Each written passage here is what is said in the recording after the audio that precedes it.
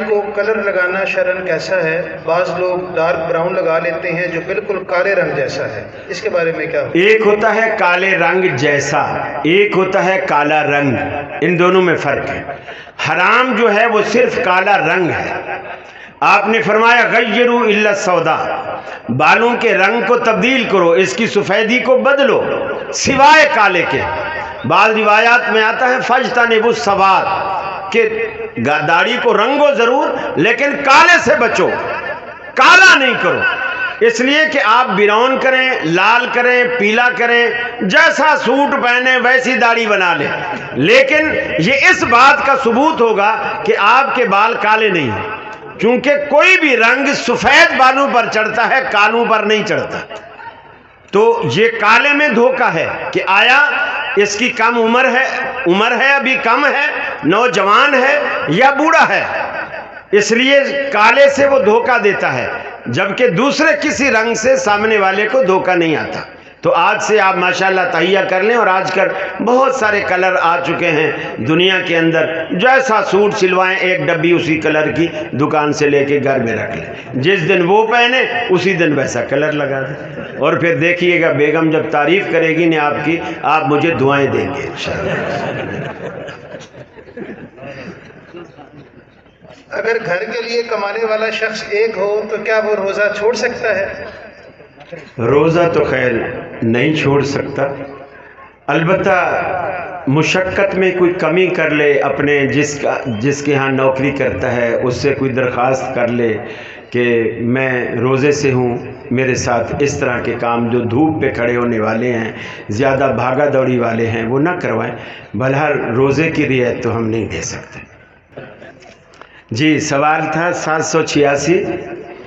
لکھنا کیسا ہے؟ دیکھیے نہ تو یہ بسم اللہ ہے اور نہ یہ بسم اللہ کے قائم مقام ہے، کچھ بھی نہیں ہے، یہ ریاضی کا ایک ہندسہ ہے،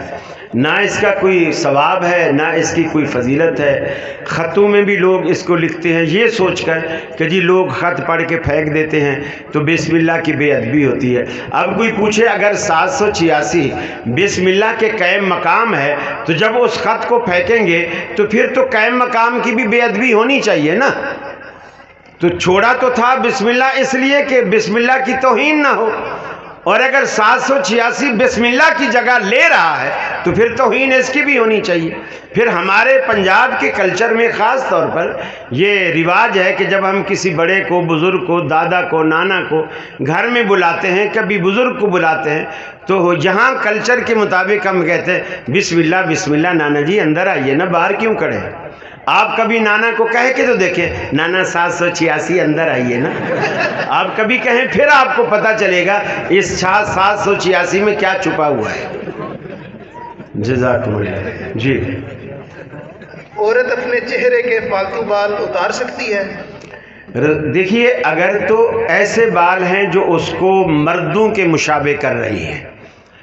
مردوں کے مشابہ کر رہے ہیں، اگر کوئی ایسے بال ہیں جیسے داڑھی بھی بالکل ٹھیک ٹھاک نکلی ہوئی ہے اور مونچھیں بھی اچھی خاصی پھوٹی ہوئی ہیں، تو رسول اللہ صلی اللہ علیہ وسلم نے فرمایا جو عورت مردوں کی وضع قطع رکھے اس پر بھی لعنت ہے، اور جو مرد عورتوں کی وضع قطع رکھے اس پر بھی لعنت ہے۔ لہٰذا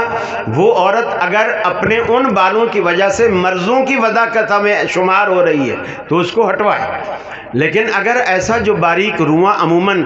چہرے پر ہوتا ہے اگر وہ رواں ہے تو اسے نچوانے کی اجازت نہیں ہے، نہ بھویں بنانے کی، نہ رخساروں سے کچھ ہٹوانے کی، نہ کچھ باریک کرنے کی، نہ کچھ موٹا کرنے کی، نہ نکلی پلکیں لگانے کی، نہ دوسری کوئی اس طرح کی چیزیں جو بیوٹی پارلر میں ہوتی ہیں، وہ اس طرح کی تقریباً ساری چیزیں ناجائز ہوتی ہیں۔ جزاکم اللہ۔